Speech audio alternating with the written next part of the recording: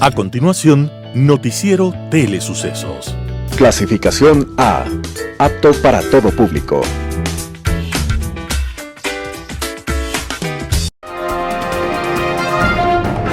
En sucesos, un día como hoy.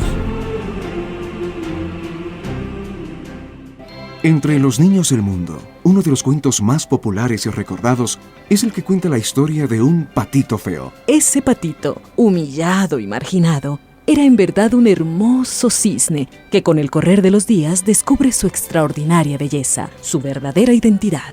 Pero no vamos a contarle esta historia, porque no solo los niños del mundo la recuerdan, también es una de las más recordadas entre los adultos. La razón puede ser que los adultos seamos niños todavía, o quizás que todos en la vida en algún momento nos hemos sentido como patitos feos. El hombre que con este cuento penetró de forma tan sutil en el alma humana se llamó Hans Christian Andersen. Autor de poemas y novelas, de libros de viajes, Andersen es recordado sobre todo por sus cuentos infantiles, sensibles, sabios, inolvidables. Y lo recordamos porque a su vez él nos recuerda que aunque la vida nos trate como a patitos feos, todos podemos descubrir al cisne de altivo y noble vuelo que aletea en nuestro interior. Gracias, Andersen, por tus cuentos para todos nosotros, que seguimos siendo niños en todas las edades. Y feliz cumpleaños, porque Hans Christian Andersen estaba naciendo un día como hoy, 2 de abril de 1805, en Odense, Dinamarca. En nombre de todos los niños y de los que alguna vez lo fuimos, ¡feliz cumpleaños! En sucesos, un día como hoy.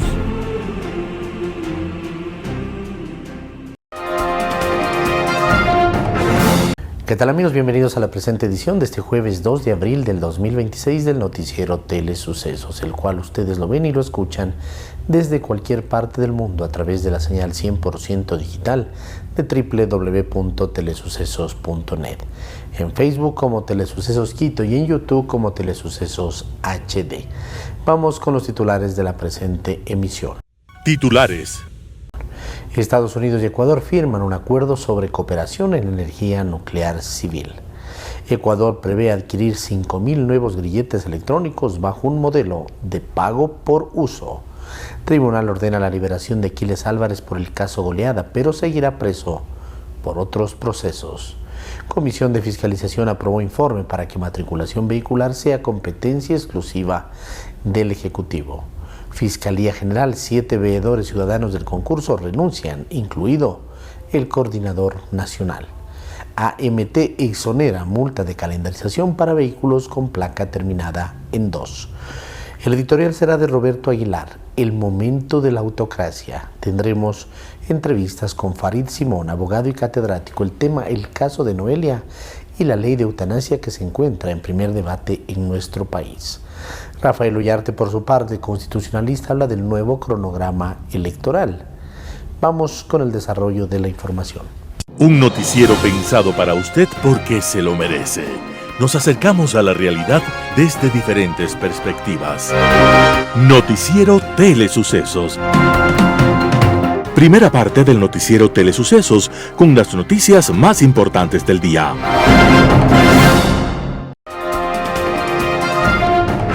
Estados Unidos y Ecuador firman un acuerdo sobre cooperación en energía nuclear civil. Ecuador y Estados Unidos firmaron un memorando de entendimiento sobre cooperación nuclear civil. El acuerdo fue suscrito por la canciller Gabriela Sommerville y el subsecretario de Estados Unidos, Christopher Landau. El eje central del documento es la cooperación nuclear civil, entendida como un mecanismo para impulsar el uso pacífico, seguro y regulado de la energía nuclear. El memorando no tiene carácter vinculante, pero sí establece una base política y técnica para desarrollar proyectos conjuntos y profundizar el diálogo entre ambos países.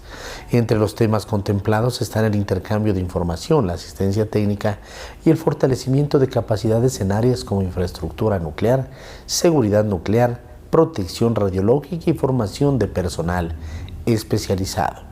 La intención es que Ecuador cuente con más herramientas técnicas para avanzar en este campo. Según lo planteado por ambas partes, la cooperación nuclear civil también puede aportar a una matriz energética más diversa y resiliente.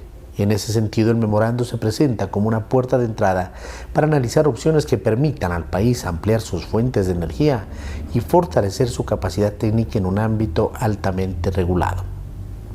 Con este paso, Ecuador refuerza su alineación con los principios del Organismo Internacional de Energía Atómica y proyecta una imagen de compromiso con el uso exclusivamente pacífico de la energía nuclear. A la vez, abre la posibilidad de avanzar hacia un entendimiento más amplio con Estados Unidos en esta materia. Ecuador prevé adquirir 5.000 nuevos grilletes electrónicos bajo un modelo de pago por uso. El sistema de vigilancia electrónica en Ecuador dará un giro radical bajo la gestión del ministro del Interior, John Reinberg.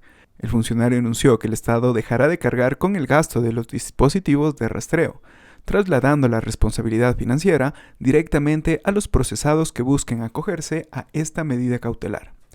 Bajo esta nueva política, quienes reciban el beneficio de una medida sustitutiva a la prisión deberán pagar por el uso del equipo.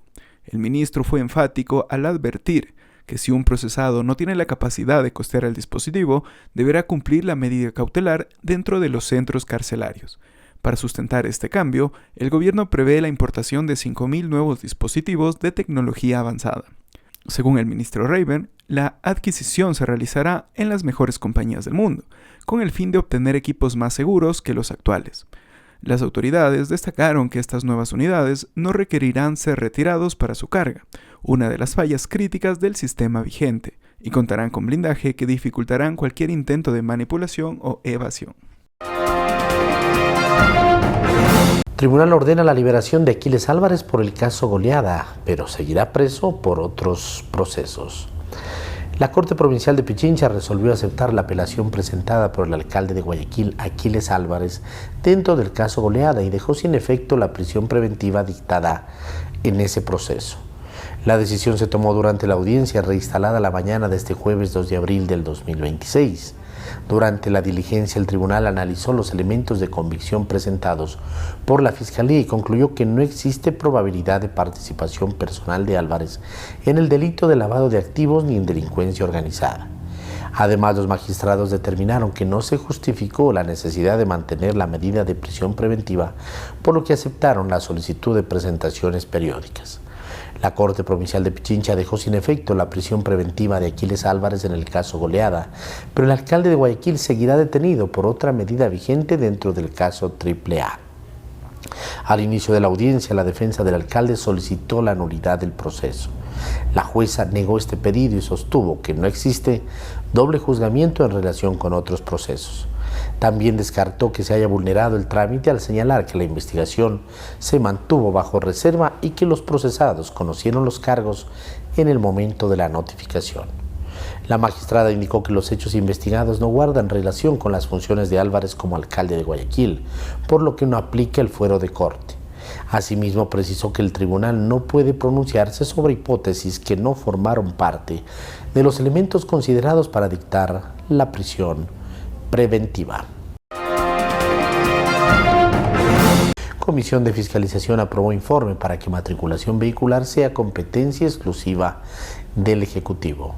La mayoría oficialista en la Comisión de Fiscalización de la Asamblea Nacional aprobó el informe sobre el seguimiento a las entidades municipales encargadas de la competencia de tránsito.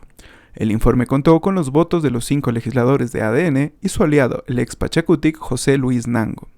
El documento sostiene que la descentralización de las competencias de tránsito se convirtió en un factor de riesgo, debido a su ineficiencia para enfrentar amenazas en el marco del conflicto armado interno. El informe va más allá y advierte que la descentralización, concebida como un principio de eficiencia, se ha transformado en un vector de riesgo. El objetivo es que el proceso de matriculación y la administración de la base de datos vehicular vuelvan a ser competencia exclusiva del gobierno central a través de la Agencia Nacional de Tránsito. Con esa modificación, los GAT únicamente tendrían como facultades la revisión técnica vehicular y el control operativo en territorio. Incluso para esas competencias se plantean controles y estándares de supervisión nacional. Fiscalía General, 7 veedores ciudadanos del concurso renuncian, incluido el coordinador nacional. El concurso para designar al nuevo fiscal que desarrolle una comisión ciudadana de selección del Consejo de Participación y Control Social se quedó sin coordinador nacional de la Veeduría Ciudadana. La mañana de hoy, 2 de abril del 2026, 7 integrantes de la Veeduría Ciudadana, incluyendo el coordinador y la subcoordinadora, renunciaron a formar parte del equipo. No nos han respondido a los oficios que hemos enviado solicitando información. Las convocatorias están llegando muy atrasadas, dijo Hugo Arteaga, que actuaba como coordinador nacional de la Veeduría, tras aclarar que la renuncia se presentó ante la Secretaría Técnica del Consejo de Participación y Control Social. Entre los que renunciaron también está la doctora Rocío Espinosa, subcoordinadora. Antes también se apartó de la Veeduría el secretario relator. Arteaga incluso señaló que hay un rompimiento de la veeduría. Según él, los veedores que en las últimas sesiones han permanecido junto a los integrantes de la Comisión Ciudadana de Selección forman parte de un segundo grupo de ciudadanos que fueron convocados y aceptados por el Consejo de Participación y Control Social, y son aquellos que dieron un informe parcial avalando el trabajo del Consejo. Ellos dijeron que todo estaba muy bien, cuestionó. Arteaga sostiene que habría un grupo de veedores que estarían tratando de bloquear y romper la veeduría y no dar información. AMT exonera multa de calendarización para vehículos con placa terminada en 2. La Agencia Metropolitana de Tránsito informó que los propietarios de los vehículos cuya placa terminada en 2 no deberán pagar la multa por calendarización.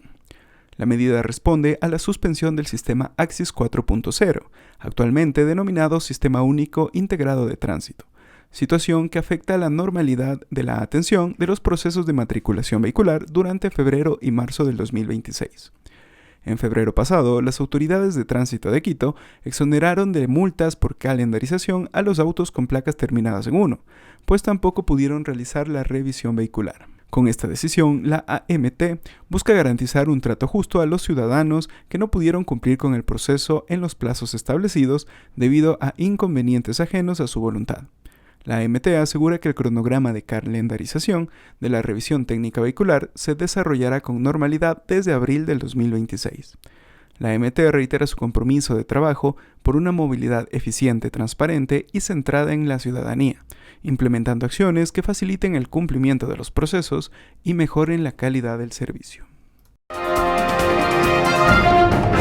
La Universidad Técnica Particular de Loja llevó a cabo un evento donde la comunicación, ideación y creación de contenidos con inteligencia artificial fueron el eje central de la conferencia, que contó con expertos, desarrolladores y compartieron sus experiencias. Veamos el reportaje preparado por nuestra compañera Shirley Saltos. La Universidad Técnica Particular de Loja ha evolucionado hacia nuevas formas de expresión, donde la creatividad y la tecnología se unen para formar ideas con un contenido significativo. Al hablar de comunicación, no solo es transmitir información, es conectar, impactar y generar valor. En contexto, la ideación se convierte en el punto de partida, el momento en que nacen las ideas que luego darán forma a mensajes innovadores y relevantes. En esta ocasión, el evento abordó un tema clave que era la tecnología, la comunicación, ideación y creación de contenidos con inteligencia artificial. El encuentro contó con la participación de Carlos Virués, director de Innovación Aplicada a Inteligencia Artificial Generativa, quien compartió su experiencia y conocimiento sobre la IA. Consultándoles cómo se sienten que eso que estudiaron de 4, 6 o en caso así como de 8 años, ahorita una máquina haga en 30 segundos. ¿Qué les hace sentir? Después se necesitan profesionales con capacidades creativas. Y el profesional lo que tiene que desarrollar en este momento es la capacidad estratégica. Yo he tenido la posibilidad de dar clases a profesores de sociales de la universidad y en la Universidad de la ESO. Hace un año. La propuesta buscó reunir a estudiantes profesionales y apasionados por la comunicación, brindando un espacio para reflexionar, aprender y adaptarse a los nuevos desafíos del entorno digital, porque hoy, más que nunca, comunicar no es solo informar, es innovar, creer y conectar con propósito. Para Telesucesos, Shirley Saltos. Les voy a hablar de Sofía. Sofía es una inteligencia artificial. Nosotros recibimos 3.500 impactos publicitarios diarios. y esto hace que nuestra atención se disperse.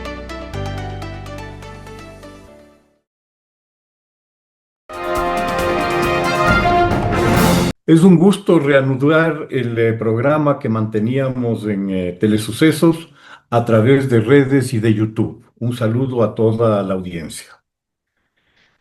En medio de este mare magnum de informaciones y desinformaciones en los que vivimos, quisiera hacer un comentario para completar una memoria histórica que se está planteando desde una iniciativa que Gahana presentó hace unos días ante la ONU, una resolución para considerar la esclavitud transatlántica como el mayor crimen contra la humanidad, propuesta que fue además aprobada por el Pleno.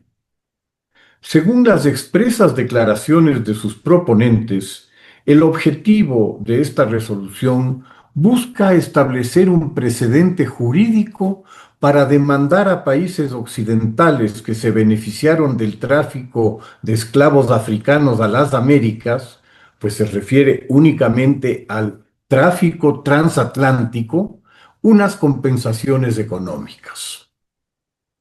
Se vienen a la mente múltiples crímenes de lesa humanidad, tan o más graves que el de la resolución. Los genocidios del pasado siglo a causa de los fanatismos ideológicos, raciales o de clase, como el nazismo, el comunismo soviético, el chino o el camboyano. O, yéndonos más atrás en el tiempo, la conquista mongola de China o las campañas de Tamerlán en el Asia Occidental y Central. Cualquier ranking respecto de las atrocidades cometidas por el ser humano a lo largo de la historia podrá declararse como el peor por unos particulares intereses, pero no parecería tener mucho sentido. La esclavitud africana o cualquier otra es repulsiva y condenable, pero no siempre fue así. La perspectiva actual, paradójicamente, surgirá de esas sociedades occidentales a las que se pretende demandar. Será la Ilustración la fuente de las objeciones éticas y morales, condenando la esclavitud como la básica negación de la libertad individual. De allí derivaría a inicios del siglo XIX la prohibición del tráfico de esclavos en la ruta atlántica, impuesta por el Reino Unido y Estados Unidos en aquel momento. Ese repudio se va a demorar casi siglo y medio en adoptarse en África, sobre todo en la África musulmana, que la ilegalizará ya avanzado el siglo XX, aun cuando existen evidencias de su continuidad en varias regiones. Si bien el Islam moderno ha condenado la esclavitud, los fundamentalistas islámicos como ISIS o Al-Qaeda y sus franquicias africanas se han apegado a la letra arcaica de la Sharia con la esclavitud como una condición normal. La esclavización de miles de mujeres y niñas yazidíes en Irak como esclavas sexuales de los fanáticos se repite hoy en Nigeria con secuestros de niñas de colegio por Boko Haram. La franja subsahariana, desde el Atlántico al Índico, está prácticamente en manos de los fundamentalistas islámicos, dispuestos a mantenerse anclados en un Islam ancestral. Esta rememoria es muy importante ante lo extraño del planteamiento gahanés que únicamente condena la esclavitud y la trata atlántica por la que responsabiliza exclusivamente a los europeos, olvidándose de los gobernantes locales, de imperios poderosos como el Ashanti en Ghana, el reino de Dahomey en el actual Benín, el reino de Malí, el imperio Songhai o el califato de Sokoto, donde buena parte de la población era esclava y objeto de comercio con mercaderes europeos o árabes. De hecho, el comercio de esclavos fue un monopolio islámico a partir del siglo VII, al África del Norte por el Sahara y a Oriente Medio por mar. el negocio esclavista islámico se prolongará hasta el siglo XX. Más de 20 millones de personas son esclavizadas y un incierto pero seguramente muy alto número de víctimas por los terribles tránsitos saharianos. En esta factura deben incluirse los muertos por las razzias y las guerras incluso emprendidas por esos imperios africanos buscando material humano para los mercaderes musulmanes. Sin duda, la permisividad islámica con la esclavitud garantizó su práctica en el tiempo, arguyendo que si el mismo profeta poseía esclavos y esclavas, como sucedía según los hadices islámicos, mal podría considerarse incorrecta. Su práctica se extendió en todo el mundo islámico sin consideraciones de raza. El esclavismo musulmán duplica al Atlántico en número de esclavos y lo sextuplica en el tiempo de aplicación. Las explicaciones que hoy se dan al respecto señalan que estas circunstancias eran propias de otra época, lo que es correcto, ya que es intelectualmente deshonesto interpretar y juzgar el pasado bajo criterios modernos. Esa esencial deshonestidad empaña la resolución, pero este no es ni siquiera el tema de fondo, que es el de la esclavitud extendida por los propios gobernantes africanos que la convirtieron en un pilar de sus economías. Ni una sola línea en la resolución condena a esos gobernantes por la cacería sistemática de sus súbditos o al persistente tráfico islámico. El sesgo de la resolución, al cargar la responsabilidad de milenios de esclavitud al mundo occidental, es inverosímil e insostenible. Se inscribe en un relato que se ha puesto de moda por el que el mundo occidental es representado como el villano de la historia, responsable de todos los males e injusticias del mundo.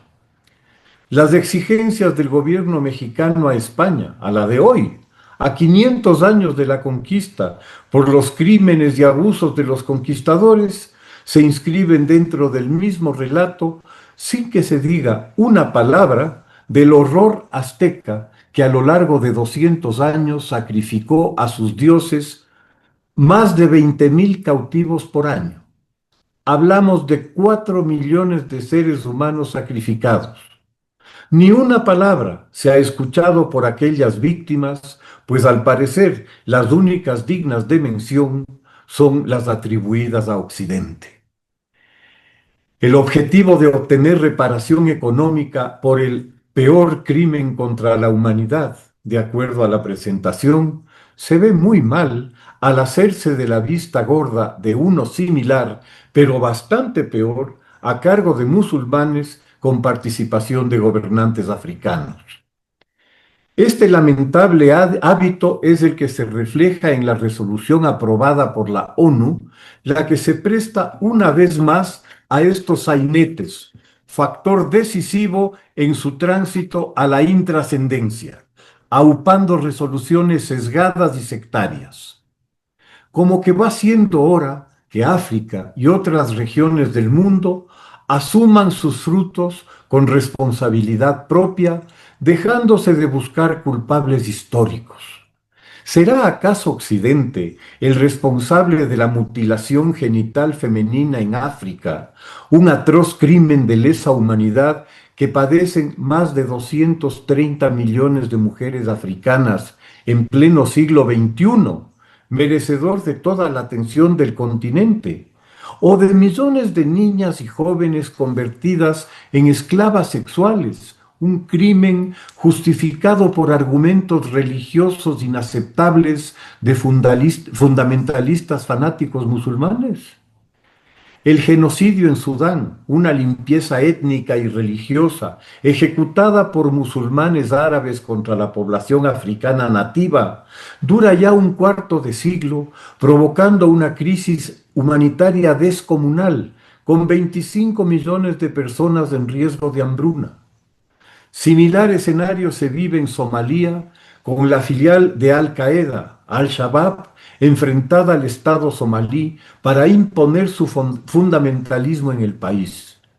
Con situaciones vigentes como las descritas, buscar responsables y culpables fuera del África es la táctica del avestruz que entierra su cabeza en la arena creyendo que los peligros se disolverán al no verlos. Los fenómenos de la esclavitud, la trata, el fanatismo tribal y el religioso vienen de mucho tiempo atrás y hoy por hoy son claramente, como lo fueron en el pasado, el más pesado lastre que tiene el continente africano. Muchas gracias. En Radio Sucesos estuvo Farid Simón, abogado y catedrático. Habló del caso de Noelia y la ley de eutanasia que se encuentra en primer debate en nuestro país. Escuchemos lo que dice. Dos partes ahí, ¿no es cierto? Hay siempre la parte legal, la parte normativa, y la otra parte es las valoraciones éticas, las valoraciones morales que se hacen sobre eso.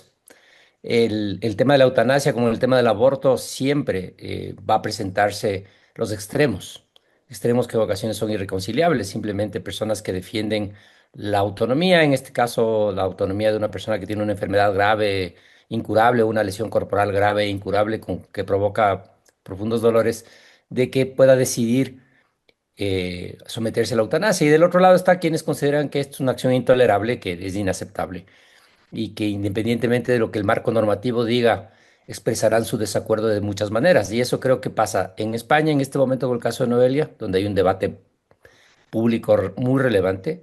Y de alguna manera está pasando en el Ecuador alrededor de la discusión sobre la ley, porque en el Ecuador ya está despenalizada la eutanasia. O sea, de hecho ya se ha practicado en algunos casos con algún nivel de complejidad, porque claro, la reglamentación del Ministerio de Salud es una reglamentación bastante compleja. Y la ley lo que hace es cumplir con la sentencia de la Corte Constitucional. Ahora, la ley, en términos generales, no es no es un mal proyecto de ley, es interesante. Me parece que hay como dos objeciones básicamente a ese proyecto. El uno es que hay una definición sobre las condiciones de la eutanasia activa que dice que las personas deberían tener un diagnóstico de muerte cercana, lo cual no está en la sentencia de la Corte Constitucional. Y después lo otro es que hay una burocratización y digamos, innecesaria para situaciones como las que se dan normalmente cuando una persona solicita la eutanasia, porque vea, mucha gente lo presenta como acto de valentía o un acto de cobardía que alguien solicite la eutanasia. Eso siempre es ponerse en la posición de juzgar a otro que está sufriendo o que está pasando por un momento difícil lo que debería hacer o lo que no debería hacer. No creo que ninguna persona en general tenga la capacidad de decirle al otro cómo tiene que vivir. A una persona adulta, con conciencia, con comprensión, decirle, no lo hagas o no lo hagas así porque a mí no me gusta. Claro. Puede decir, a mí no me parece lo que estás haciendo, pero decirle, no deberían hacerlo porque son cobardes o son esto, este otro, es una cosa inaceptable, poco empática. Y el debate, claro, aquí en el Ecuador como en España se da alrededor de esas valoraciones. Hay gente que le digo que considera que no debería hacerse nunca. Pero en términos de proyecto, el proyecto no es malo, hay mucha burocracia en el sentido este que le digo que hay tanta burocracia que termina siendo un problema para alguien que esté en una situación extrema o compleja. La idea sí fue en el primer debate, en la discusión sobre el primer debate, que simplifiquen el proceso, no que eliminen protecciones o garantías para asegurarse que la persona está en las condiciones para pedir la eutanasia. Esa no es la discusión. La discusión es por qué complejizar. Hay una petición que se puede hacer en cualquier hospital, después de eso, esa petición se manda a un comité, ese comité manda a otro comité y finalmente hay otro comité que supervisa, lo cual haría que en términos de la burocracia en un país esto tome semanas, meses, bueno, y esa es la parte más, digamos, ya más sensible del proyecto. Pero avanza y seguramente estaremos ante el segundo debate en pocas semanas o meses. Claro, ahora dentro de este primer debate, por ejemplo, Victoria de Sintonio, asambleísta de la Comisión de Salud, ponía sobre la mesa un tema que les preocupa. Dice que en el acta de defunción se podría poner la eutanasia como causa de muerte y esto por temas de seguros o créditos podría complicar las cosas y que también la objeción de conciencia tiene que ser personal. ¿Cómo ve estas preocupaciones que también se expusieron durante el debate de este proyecto de ley? A ver, sí hay un tema sobre el certificado de función, que el certificado de función se debe, de acuerdo a la ley, se va a emitir como el procedimiento eutanásico, ¿no es cierto? Y eso, como bien nos señala, en algunos casos podría ser un problema en relación al tema de seguros. Y al tema de la responsabilidad de los médicos, porque lo que dice la ley además no solamente es esto, sino dice que el médico que practicó el procedimiento eutanásico tiene que firmar el certificado de función. Eso significa que mirando lo que pasa en otros países, ese médico seguramente va a ser hostilizado, perseguido, presionado una vez que realice el procedimiento eutanásico. Entonces, ese es un problema que teóricamente no debería presentarse porque la decisión previa era que en la certificación se ponga como muerte natural y que la causa subyacente a la muerte sea la enfermedad principal, la enfermedad incurable o la lesión grave e incurable que estaba detrás de la decisión. Y el otro tema, yo no estoy tan de acuerdo con la versión de la señora de Centonio sobre que en el proyecto de ley no está el tema de la objeción de conciencia. La objeción de conciencia está claramente dicha y varios lugares del proyecto de ley que es una objeción personal. ¿Qué significa esto? Que no puede ser institucional ni de equipos médicos completos. Esa es una decisión o una opinión que hace una expresión del derecho personal a actuar de acuerdo a su conciencia. Y eso sí está en el proyecto de ley. Y también está en el proyecto de ley el tema de que no son las instituciones, son los médicos, etcétera. Pero efectivamente, sí, tiene toda la razón respecto al tema de la causa de muerte, que es puede ser una complicación. En Impacto Informativo estuvo Rafael Ollarte, constitucionalista, habla del nuevo cronograma electoral. Escuchemos lo que opina. Mire, la primera cosa, si vamos a hablar de la legalidad de las disposiciones, hay que recordar un asunto. Hasta la anterior ley de elecciones, las fechas de las elecciones estaban establecidas expresamente en el texto legal. Entonces, en eso el entonces Tribunal Supremo Electoral no podía hacer nada. Y los plazos eran incluso a veces más cortos, es decir, entre inscripción de candidatura y elección mediaban 90 días. ¿Qué es lo que dice la ley electoral actual?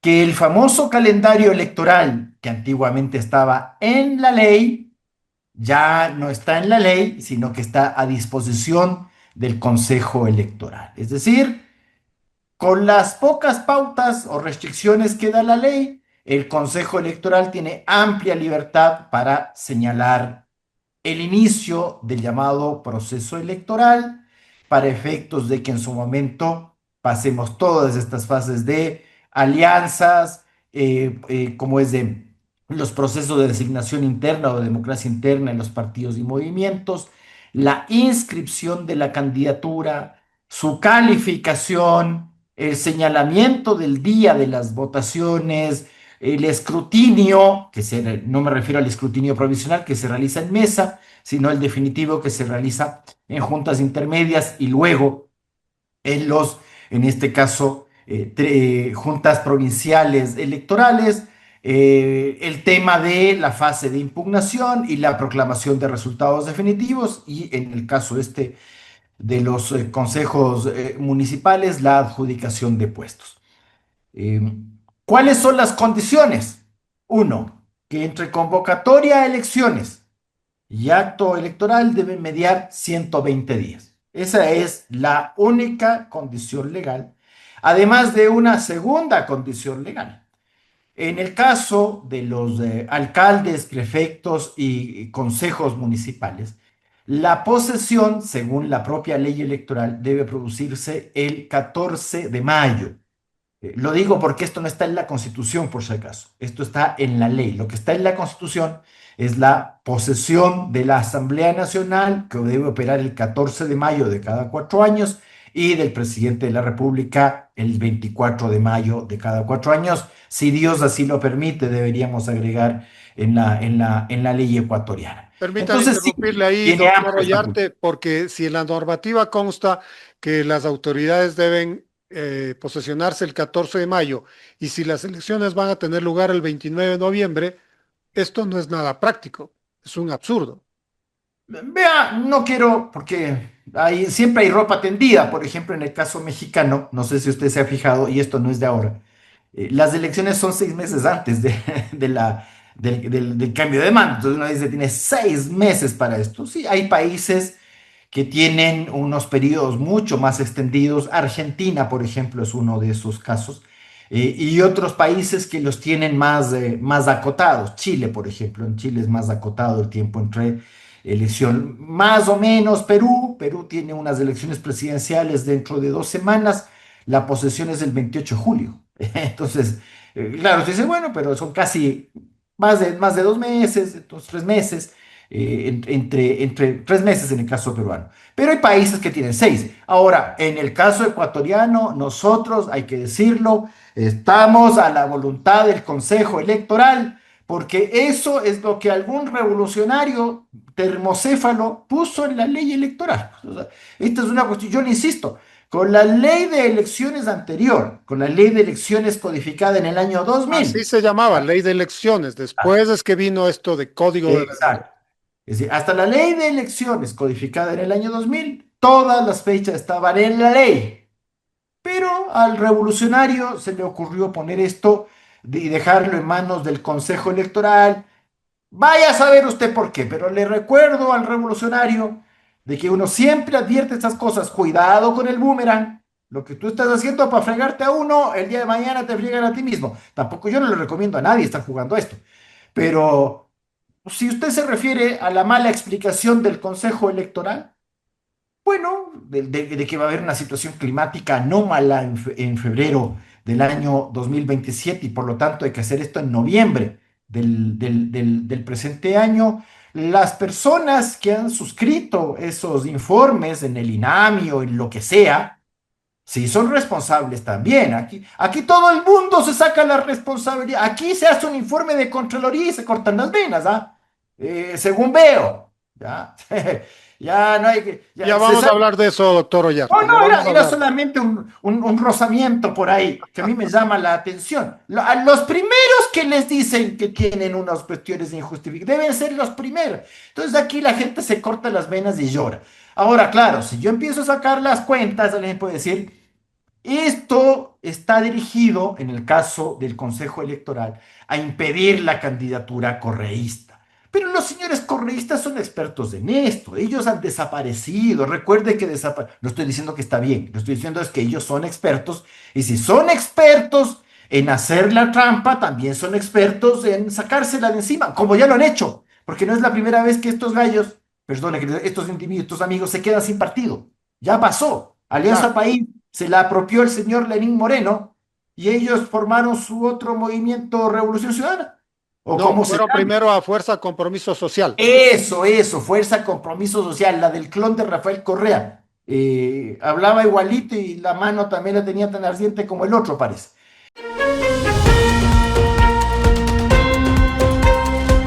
El momento de la autocracia, artículo de Roberto Aguilar publicado en diario El Expreso. El novoísmo es la última lección del correísmo. 10 años de resistencia al proyecto chavista, fidelista, profundamente antidemocrático de Rafael Correa, que arrasó con la independencia de funciones y persiguió toda disidencia, nos proporcionaron la ilusión maravillosa mientras duró de que había gente, grupos, partidos, movimientos, organizaciones que no tenían nada que ver con nosotros, pero con la que podíamos contar de todos modos. Resistir crea lazos, promueve insospechadas solidaridades. Cintia Viteri y Lourdes Tibán compartían trinchera en la asamblea. La clase media quiteña y el movimiento indígena cerraban filas en el arbolito. La derecha y la izquierda anticorreísta abrazaban una misma causa y todos apoyaban el verdadero periodismo independiente que sobrevivía a los tumbos, a los embates y persecuciones del poder. La democracia era una identidad que pasaba por encima de todas las diferencias. El primer baño de realidad vino en octubre del 2019. Durante aquellas jornadas de inusitada violencia que se produjeron con ocasión del intento de golpe de Estado contra Lenín Moreno, la historia se repetiría en junio del 2022 contra Guillermo Lasso, nos desayunábamos los ecuatorianos con una mezcla de espanto y frustración, que no había en el país una izquierda con vocación democrática, que 10 años de resistencia al correísmo no habían bastado para remozarla. Siempre estaría dispuesta a embarcarse hasta en el más peregrino de los proyectos autoritarios que le pusieran por delante.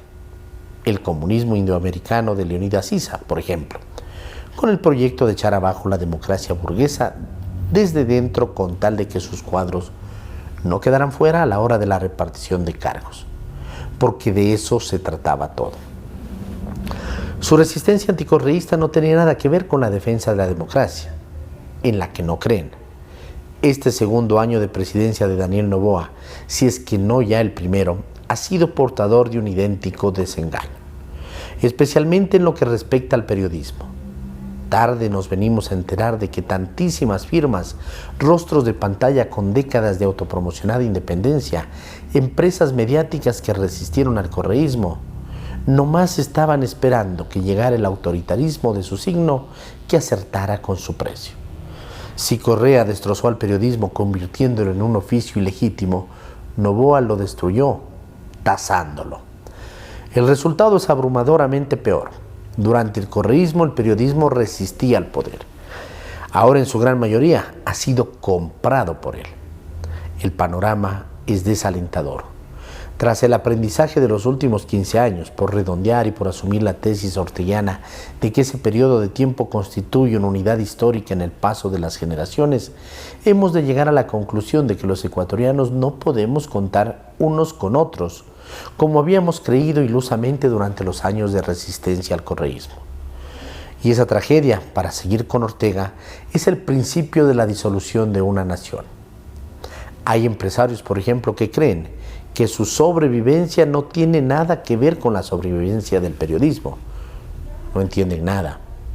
Cuando contar con el prójimo se vuelve imposible, no hay concepto de conciudadanía que nos calce. Ese es el momento de las autocracias. Artículo de Roberto Aguilar, publicado en Diario El Expreso.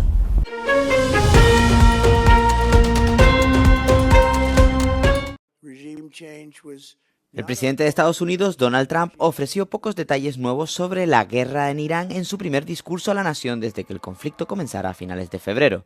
En su lugar, insistió en que Estados Unidos está cerca de alcanzar sus objetivos en la guerra y afirmó que Irán seguirá enfrentándose a una avalancha de ataques. I can say tonight that we are on track to complete all of America's military objectives shortly, very shortly. We're going to hit them extremely hard over the next 2 to 3 weeks. We're going to bring them back to the Stone Ages where they belong. In the meantime, discussions are ongoing. El presidente trató de tranquilizar a los estadounidenses asegurándoles que la guerra merecía la pena en un discurso pronunciado en un momento en que se enfrenta a una caída en picado de su índice de popularidad y a una creciente incertidumbre económica tanto en el país como en el extranjero.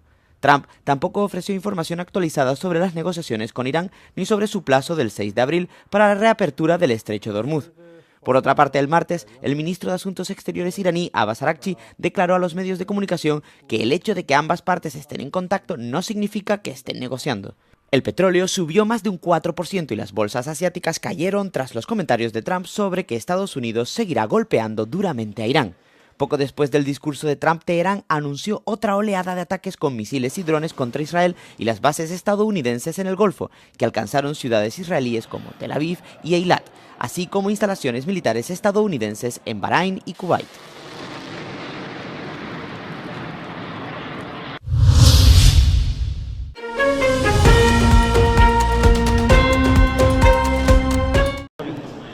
Estados Unidos ha levantado las sanciones contra la presidenta interina de Venezuela, Delcy Rodríguez. La medida se considera una prueba más de que ha llegado a un acuerdo con Donald Trump para que su país, rico en petróleo, estreche lazos con Washington tras 3 décadas de hostilidad.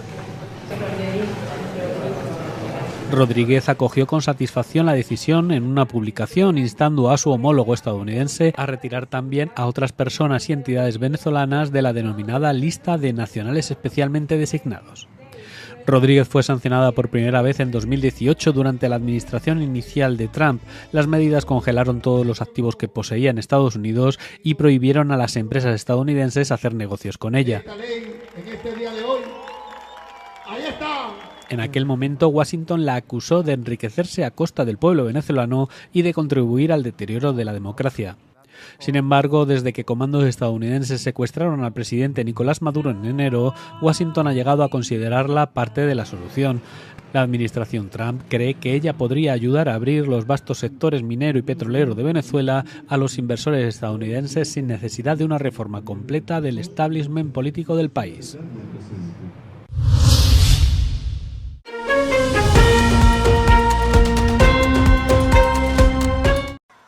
Cuatro astronautas emprendieron el miércoles un viaje histórico hacia la Luna, la primera misión lunar en más de 50 años. Decenas de miles de personas se congregaron cerca del Centro Espacial Kennedy de la NASA en Florida para ver cómo los astronautas estadounidenses Wright Wiseman, Victor Clover y Christina Koch, junto con el canadiense Jeremy Hansen, se lanzaban al espacio. Si el plan sale según lo previsto, los astronautas batirán un récord al alejarse de la Tierra más que cualquier otro ser humano en la historia. No harán una parada ni orbitarán alrededor de la Luna como hicieron los primeros visitantes lunares del Apolo 8 en 1968. En su lugar, pasarán a toda velocidad junto a la Luna y continuarán otros 6.400 kilómetros más allá, antes de dar media vuelta y regresar directamente a casa para amerizar en el Pacífico. La misión marca una serie de logros históricos. Enviará al primer astronauta afroamericano, a la primera mujer y al primer no estadounidense a una misión lunar. Reed, Victor, Christina and Jeremy. El viaje debería durar aproximadamente 10 días en total y tiene como objetivo allanar el camino para un alunizaje en 2028. Mientras que el Apolo fue una carrera vertiginosa contra la Unión Soviética para dejar huellas y banderas, Artemis tiene un enfoque distinto. Su diseño permitirá a Estados Unidos volver a la Luna de forma constante para establecer una base permanente y explorar el espacio profundo.